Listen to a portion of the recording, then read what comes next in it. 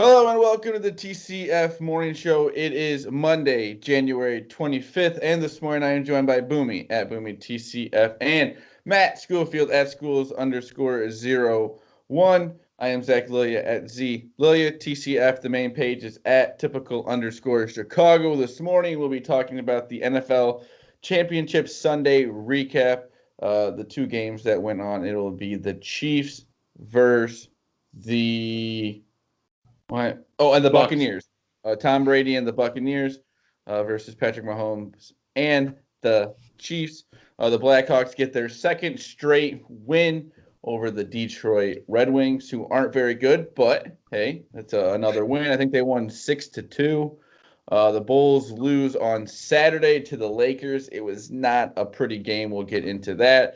I'll have a little college basketball talk, and we'll end the show with Boomys Wacky Web Story. If you want to follow us on Instagram or Facebook, just type in typical Chicago fans. You will find us on there. Go over to the YouTube page, subscribe to the YouTube page. All our morning shows, podcasts, interviews are on there. Wherever you get your podcasts from, wherever you listen to your podcasts from, just type in typical Chicago fans. You will find us on there. If it's Apple, please subscribe, rate, and review. Shout out to 26shirts.com Chicago. I got their shirt on tonight. If you want a shirt just like this one, go over there, type in typical Chicago fans at checkout, and you will get 15% off of your purchase. Again, that is typical Chicago fans at checkout for 15% off of your purchase at 26shirts.com Chicago. We're going to start doing the show now Mondays and Fridays. So we'll have a morning show Monday, Friday, and then the podcast will be out on the weekend. Not a crazy amount of sports going on right now, so we're going to kind of stretch the shows out. So Mondays, Fridays, be looking for the TCF morning show. Like I said, it is Monday morning, January 25th. Boys, how are we doing? Not good. Yeah, that's good for me and Maddie. Maddie, how are you? I am fantastic. It's The witch is dead, baby. The witch is dead. I know Boomy was annoyed with me, whatever, cheering, but you just don't want the Packers to be in the Super Bowl, win the Super Bowl. You don't want the Bears to win the Super Bowl, be in the Super Bowl. So it's the same thing. It's just a team you don't like. It's just like watching the Cardinals. You don't want them to win a World Series because Correct. It's just I held your head for a whole year. I enjoy my rivals losing almost as much as I like my teams winning. I'm not going to lie. Especially with the Bears in the spot they are. Hey, you can't let the Packers win. We don't have anything on our own. Get your joy where you can. Misery right? loves company, bitch. Yes. But let's get right into it. We had the Packers, Buccaneers. It was like a 2:00 game. I love the time slots. Real quick that you mentioned the time of the game, Zach. On conference title Sunday, the 2:00 and 5:30, perfect starting times for football. Yes. I'm not going to lie. It is perfect. Boom, if you can give us the score, please. But it started off in the Buccaneers' favor pretty quickly. And then it kind of leveled out, but it seemed like it was kind of all Buccaneers. Yeah, Packers fall 31-26. They were down 21-10 at half. And then come out at half, fumble right away. I think it was the Tampa scored on the first play, maybe the second play. When they got the ball back, they were down 18, 28-10, and Packers mounted to come back and fell short. Some questionable play calling, some very, very questionable defensive play calling at the end of the second quarter, end of the first half. So Scotty Miller would still be running wide open. At the end of the first half was unbelievable. How does the guy get behind him? Because he should be so far in the end zone. Yeah, Kevin King was just staring at Tom Brady, and he just went right around him. And there was Tampa Bay had no timeouts left. There was 6 seconds. They only had one shot, and that was to get to the end zone. So I don't know what he's doing. You watch the replay. He literally just stares at Tom Brady while the receiver's going right around him. And then you come out. Aaron Jones puts the ball on the deck. Don't see him the rest of the game either. Puts it on the deck, and then they come back and score right away, and then you're down 18. In the playoff game, you get down 18. It's tough to come back from. They almost get there and decide to kick a field goal with 2 minutes and 8 seconds left instead of going for it. one of the most questionable play calls I've ever seen. Kevin King had a really rough game. Aaron Rodgers, probably on the 5-yard line, 6-yard line, 4th down, and you go for a field goal that doesn't even really matter because you still need a touchdown anyways. Yeah. You can find some justification in it if it was a 6-point game where the field goal or something. Makes it a field goal to tie or whatever. It would make it something like that. But with that, it's like that field goal does nothing. And you have Aaron Rodgers. Yeah, you leave the MVP, who's, most likely going to win MVP in the most important situation of the season, and, you leave him sitting on the bench. And I like you said, with analytics. Just over 2 minutes left. Right. At 2:08, you have 3 timeouts. Like I was texting one of my buddies, I don't care if they have 300 timeouts. He's Aaron Rodgers. And I think that LaFleur kind of realizes that now. And obviously he's a second-year coach, but dude, you got to know that. You got to take that risk at, putting Aaron Rodgers out there. And then he said, that the defense had been playing well, but we're also talking about a defense that to that point had given up 31 points. And Tom Brady. Yeah. And he owned it in his press conference. He said that, he'll have to go back and look at it and, didn't really he said something a little bit deep. I can't remember his exact quote. I don't want to say it wrong, but he took onus of it and, kind of said it was on him. But, you can't go down with. Well, you can say it's my fault, whatever, blah, blah, blah, but you're only in the NFC Championship game so many times. You can't. That's a huge mistake.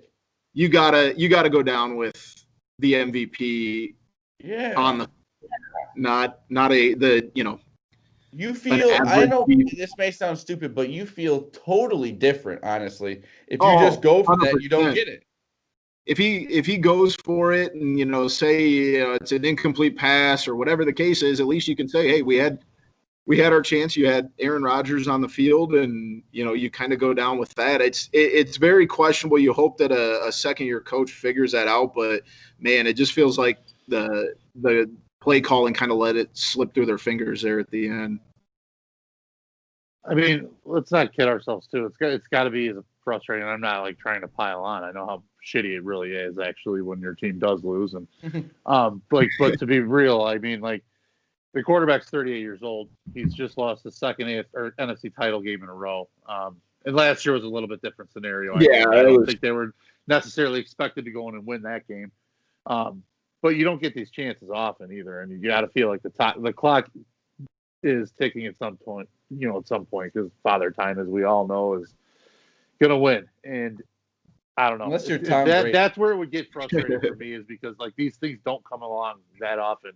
Players like this don't come along often. And when you get a kind of a head coach, it seems to undercut him at a really important time. I think is just it's got to be irritating. The frustrating thing is they've gone for it on 4th down all That's year. Right. Well, I texted you about I texted our chat about that. Right when it happened.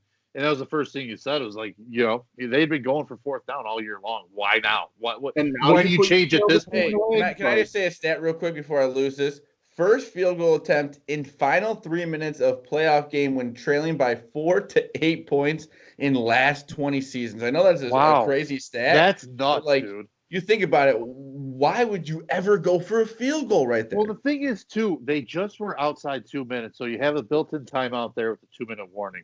If you go for it, you don't convert. You gave up 5 yards because they were at the 15 when it was all said and done. 15 or 18, I think, after the kick, because the guy slid. And Tampa got the ball back after the field goal. So you gave up 5-10 yards at most. You gave up the ball, you gave up 10 yards, and you still needed a touchdown to win, like Zach mentioned. You know what I mean? There's 3 indicators right there that you don't kick the field goal. So what the hell made you kick it? I want to know the justification on that. There's got to be a reason. And I know he's an analytics guy, but at some point you got to just look at the guy you have on the sideline and say, hey, listen, we're going to go for it no matter what the stat sheet or the well, look at the guy on the other sideline too and say, am I going to be able to stop him? Can I stop him right now? Yeah, with a defense that had given up 31 points and not looked good all day. That's a 4th indicator. I'm sorry. That's another one. That's 4 reasons right there. Yeah, it's frustrating to say the least. Yeah. Well, let's move on to the other game today, the AFC Championship game. The Chiefs ended up winning. Boomy, what was the final score? 38-24 Chiefs. It never felt close. That close, yeah. It was It pretty didn't much feel Chiefs that close all when the Chiefs were down 9-0. It didn't feel like they were in danger. I know it sounds stupid, but I was just like, oh, here goes a live bet because last year they did it twice. Yeah. Yep. Yeah, much bigger than 9 points too. Takes about a quarter or so to get them going. Well, the thing is, they had the turnover on the kick or on the punt, the fumble. So it's like you get a play like that. Outside of that, they did not have a touchdown for 5 or 6 straight possessions. The Bills' offense was kind of getting going, and then it just fell apart, and they couldn't get anything going. And it just felt like when the Chiefs got up, it just felt like they were trying to force everything. They also, the Bills could never get a running game established. I keep saying Jared Allen. Josh Allen was their leading rusher, and then with 88, their second best rusher had 17 yards. I mean, give Kansas City's defense credit. They played very well. I mean, no one had over 100 yards rushing or receiving.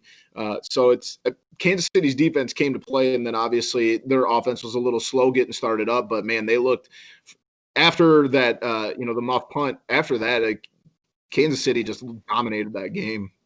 They did prove that they can flip that switch on whenever needed. Tonight, they needed to have a big game. They went out there, and they are on to their second straight Super Bowl. They're trying to win their second straight Super Bowl, which would be interesting. What do you guys looking for? If it wasn't for Are you guys looking for the second straight Super Bowl, or are we looking for, 7, 8? 7 for Tom. Yeah. I don't know. I don't know where I'm going with this one yet. Well, guess what, boys? We have 2 weeks to figure it out. So we'll be talking about that more. How do you bet against into the Super Bowl? Really, right now? If their defense can do that again, I don't think there's anybody that can stop. I mean, like I said, there's no way I'm betting on the under for one point. It's not like a huge deal, but they most likely will have Antonio Brown back, so that's just another wide receiver. Yeah, they are the first team in history to host. The host team is playing in the Super Bowl, which is quite interesting. It's the first time that's ever happened. You think maybe it happened more, but that'll be pretty cool. Tampa Bay. Also, what was it, Boomy? You said the Rays have won. Since Tom Brady has signed in Tampa Bay, the Rays have gone to the World Series. The Lightning won the Stanley Cup, and the Buccaneers are going to the Super Bowl. So nuts. And now they just need the Tampa Bay Raptors to kind of pick it up and get themselves into the playoffs, I guess. That would be quite interesting because I always forget that they're playing. Yeah. They're playing in Tampa Tampa quick, Bay. Looking at it, does anybody here think that obviously looking at the lines 2 weeks in advance, anybody like Tampa Bay +3? Way too early predictions. I love it. Do you? I guess. We'll see. It'll change probably 4 times. Oh, yeah. Apparently, I'm not the only one that liked the over either because that thing's already at 56.5. Down from there will be a lot of points, I feel. You would assume so. But, Maddie, let's get into some Pucks talk. We got the Blackhawks. They won their second straight game. I know the Red Wings aren't a very good team. But Kaner with another pair of assists today too. On Sunday. So whatever you do with this season, I know it's tough to watch, but just watch Patrick Kane. He's so the best. Fun to watch. Goddamn He's the best ever. Best Hawks player of all time. Sorry, it's unfortunately being wasted on this team, but it's still fun to watch, and we're lucky enough to watch it. So please, if you do watch the Blackhawks, make sure you watch Patrick Kane, and because at some point he won't be on the Blackhawks, and that will be a very sad day. I don't know about that. There's rumors that Kane is pretty much no. I just mean in general, he retired. Right. I was just saying because like a lot of people speculate, with a rebuilding team that they're going to try to trade him, and like he's got a no trade clause, and they said he has absolutely no interest in allowing them to trade him. He's happy being in Chicago. He's got his family settled in Chicago. He's got his 3 cups. It's just sad that these last few years of his career may not be the best with the. That's what I'm with you 100% there. He's still the best, but his team unfortunately is not. So, but like I said, just make sure you soak it all up. Give the guy a centerman, for Christ's sake. What can you tell us about Pius Suter with the hat trick today? Anything about him? Is he something to look at? Give Stan Bowman a little bit of credit in the Hawks scouting organization. I'd rather not. Scouting department in one area is they've gotten a ton of talent in Europe over the years, and starting with Panarin, they got him. They got obviously Suter. Looks like he's got some talent. If you're going to play on a line with Patrick Kane, you're going to be able to, you're going to get some gimmies. That's not to take anything away from what he's done. It's good to see some production here because it's kind of like what you saw with DeBrincat when he kind of came into playing with Kane. You get a little bit of a rub from that. Panarin was the outlier in that situation because Panarin would, he can carry a team all on his own too. But like I said, give Stan some credit in that regard. They've done well scouting in Europe. Yoki Haru, I think, was a good draft pick. Yep. From Sweden, and they traded him for some godforsaken reason for Nylander. Within the next 6 months. Yeah, I mean, you wouldn't think so. That's the kind of guy you'd assume they are going to try to build around, but who knows? It's good to get some wins. I'm not one of those people that think in the NHL you really need a tank. You're going to be able to – the Hawks are going to find themselves in a situation where they're going to have very good odds to get the number one. So you might as well try to get some production, get these young guys playing, get Suter 18 minutes, a game and let him rack up as many points as he can and take his lumps here and there. And, and when Kirby Dach comes back next year, you got him, kind of to settle into the center spot with, hopefully a healthy Taves then at that point too. And do you guys make anything out of them bringing Scott Darling back to play for the Rockford Ice Hogs? I saw he signed there today. I like it. See. I mean, might as well. Can't be much worse than the goaltending is now. So let's see if he's got anything. He's obviously got some chemistry with the team, so it's not going to be anything awkward there by any means. Yeah, like I said, it'd be fun to watch too. I've always loved watching him. Seems like a great dude when he's jumped on with the Barstool Chicago guys too. Seems really cool. The Bulls unfortunately lose on Saturday to the Lakers, and I think they're down. I think they ended up losing by 20 or so. No, they only lost by 11, but they were down. It was bad for most of the game. It was a back-to-back for the Bulls. You kind of give them a break for that one. It was a good Lakers team, a tough back-to-back. But like I said, this team is fun to watch. It's stuff like this is going to happen. You're going to have games like this with a team like this in a season like this. So you're just going to have to kind of just keep it moving. And we play today, but they will not play Wednesday because of COVID. The Grizzlies love COVID apparently. Yeah, they had. I think it's like it'll be their 5th game postponed because of COVID. But the Bulls will be playing the Celtics tonight. What are your guys' thoughts on the early part of the season?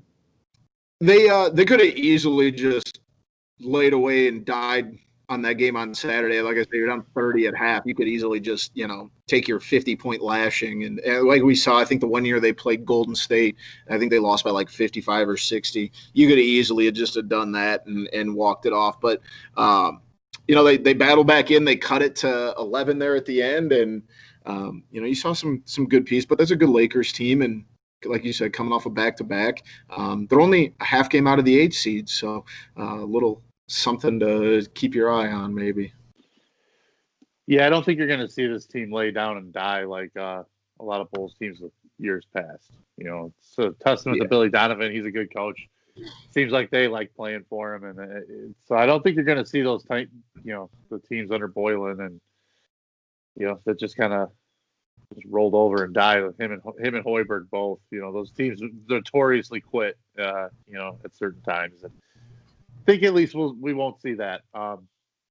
It's good to see what they can do against the Lakers. You're going to need to see where you're at. No better way than seeing against the best teams. I think they played them earlier in the year pretty well, though, didn't they? Yeah, lost at the buzzer, I think. Yeah. So I mean, that was a tough end too. They could have won that game. Yeah. But I'm excited to just see what this team can do. Like you said, after a tough one Saturday, can they bounce back?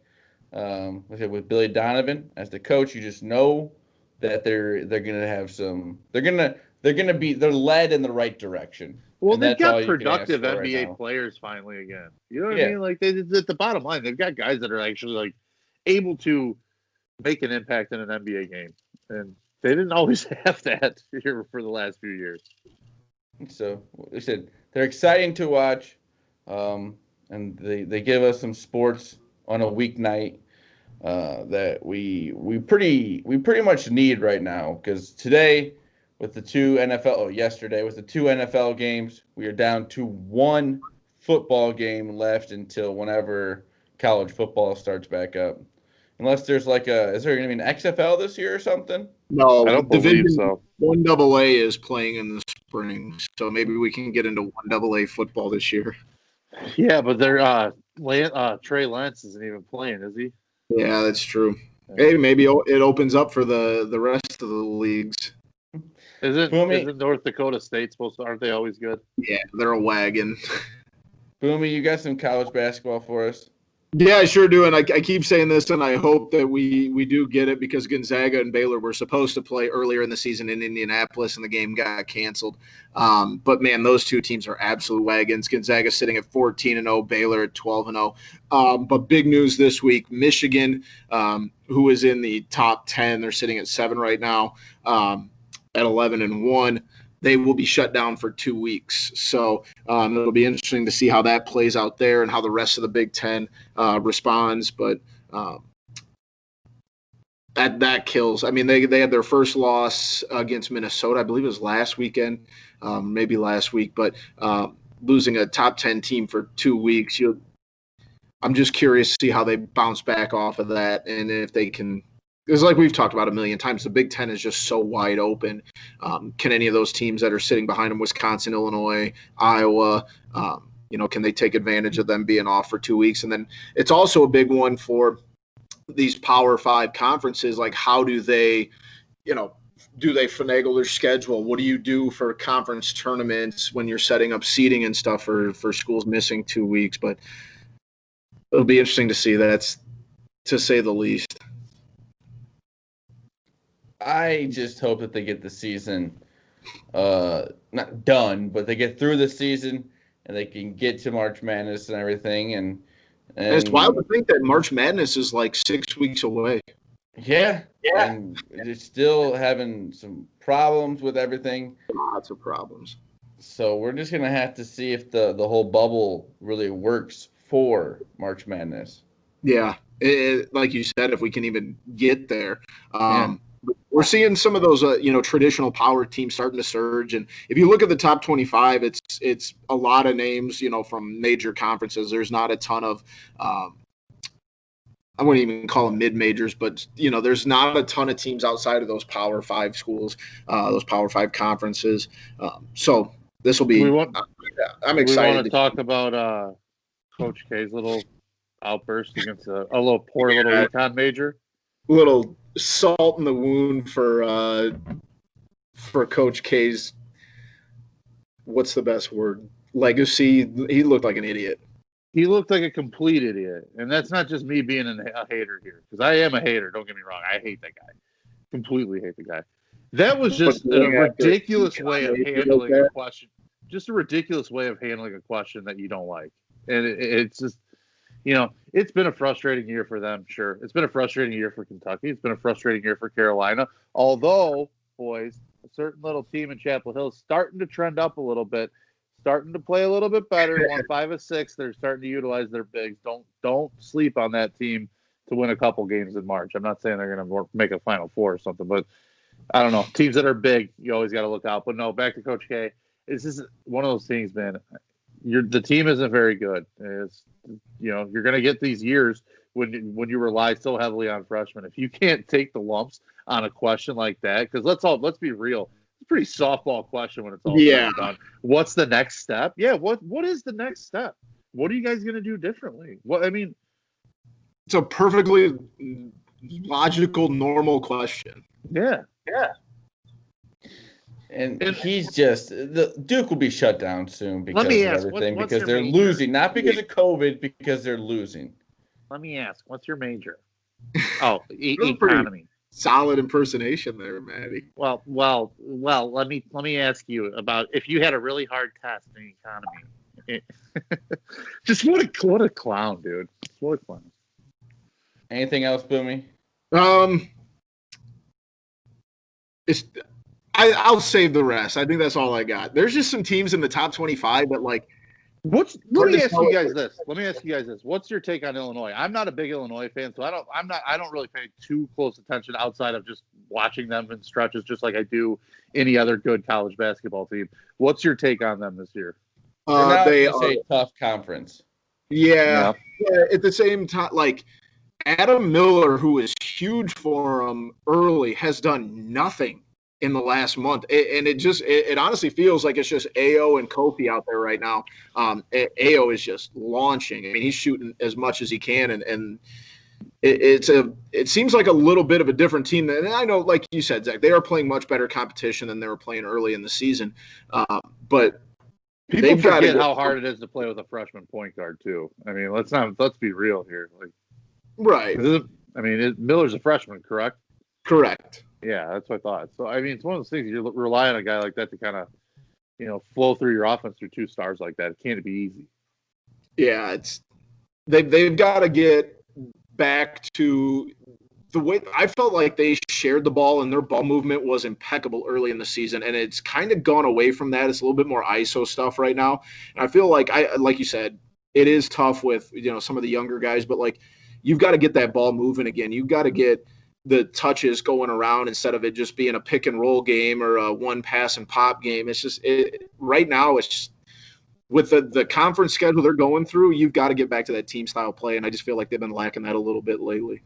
What's the ceiling?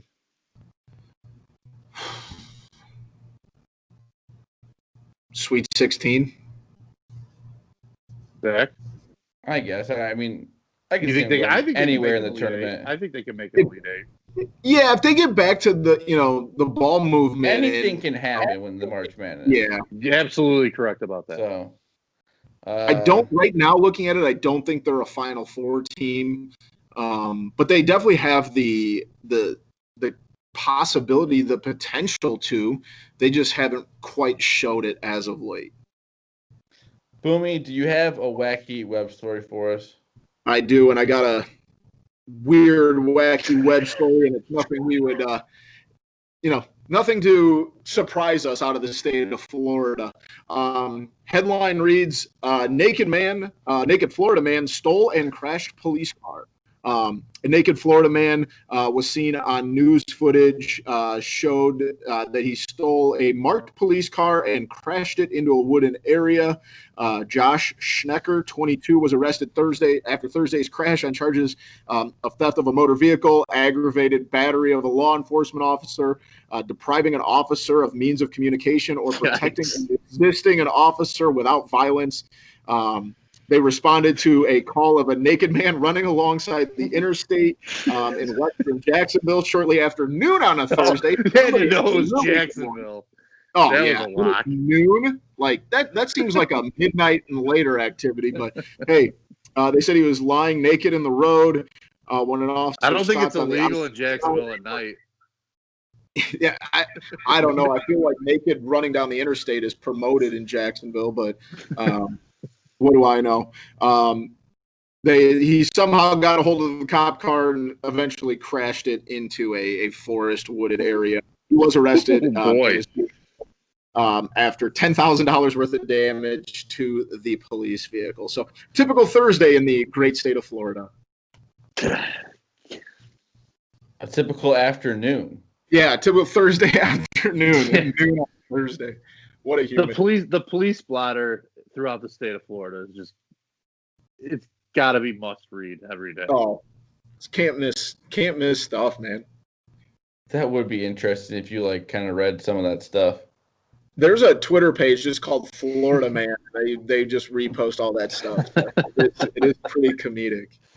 Florida versus Ohio for Waddle and Sylvie is always a good segment. Yeah, that is hilarious. Boys, anything post show?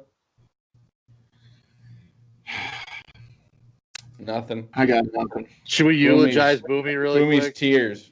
Should we eulogize him? Should we talk about our friend Boomy real quick? No, we can. Since he died slowly today.